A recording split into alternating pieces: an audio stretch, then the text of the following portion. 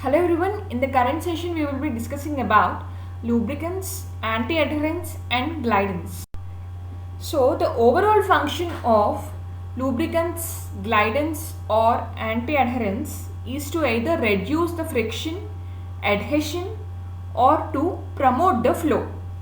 They aid in the manufacturing process of tablets by either reduction of the friction, adhesion or by promoting the flow characteristics. So a specified material can overlap in its function as a lubricant, glidant or anti-adherent. That is, a lubricant can also act as a glidant and anti-adherent, and similarly an anti-adherent material can also have the characteristics of lubricant or diluent. So the functions are overlapping. Now coming to the specific definition of lubricants. Lubricants are intended to reduce the friction during the tablet ejection between the walls of the tablets and walls of the die cavity. So in order to reduce the friction between the tablet and the walls of the die cavity, lubricants are employed.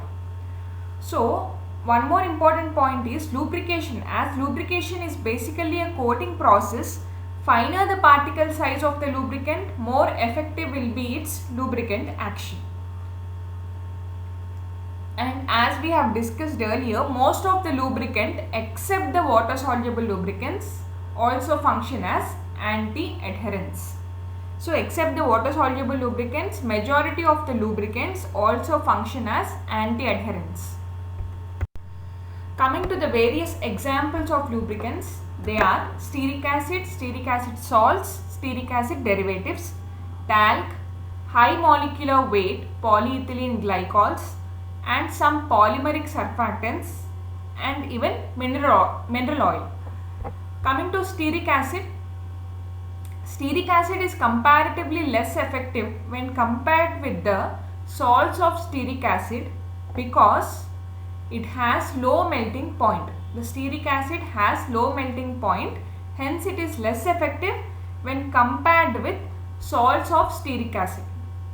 So the examples of salts of stearic acid are calcium and magnesium stearate. These are the most commonly used lubricants. They are given the first preference. And after them, talc is also the second most commonly used lubricant. But the problem with talc is the composition of talc may contain traces of iron.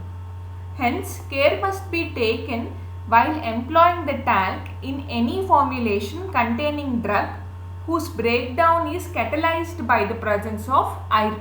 That is the only area of concern whenever we consider talc. So the most commonly used lubricants are stearic acid salts, that are calcium stearate and magnesium stearate, and talc is the second most commonly used lubricant in the pharmaceutical industry. And similarly, high molecular weight polyethylene glycols and some polymeric surfactants, they also act as water soluble lubricants. So what are water soluble lubricants? High molecular weight polyethylene glycols, PEG, and some polymeric surfactants. In addition to them, in certain cases, mineral oil is also employed as lubricant.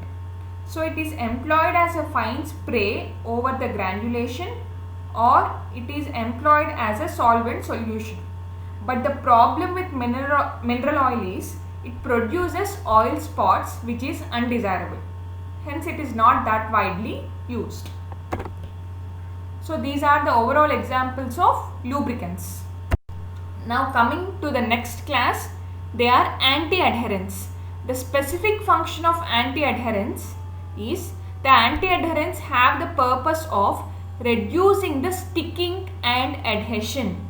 As the name indicates, anti-adherent. So they reduce the sticking or adhesion of the tablet granulation or powder to the faces of the punches or the die wall. So anti-adherents are employed to reduce the adhesion of the tablet granulation or powder to the faces of the punch or to the die wall. As we have discussed earlier, except the water soluble lubricant, majority of the lubricants also has anti-adherent activity. So the commonly employed anti-adherents are talc, starch and starch derivatives, magnesium stearate and colloidal silicas. When it comes to starch, cornstarch is majorly employed as anti-adherent. Coming to the next class, they are glidants. Glidants are intended to promote flow of the tablet granulation or powder material by reducing the friction between the particles. Glidants, the main function is they promote the flow by reducing the friction between particles of the granulation or the powder. Coming to the examples, talc at a concentration of 5% and cornstarch in the concentration range of 5% to 10%, and similarly colloidal silicas in the concentration range of 0.25 to 3% concentration are employed as glidants. The examples of some colloidal silicas are carboxyl, siloid or aerosol.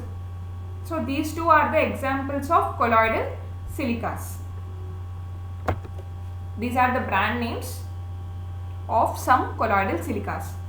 So the overall glidants are talc, cornstarch and colloidal silica. Thank you for watching. Please subscribe for further videos on GPAT.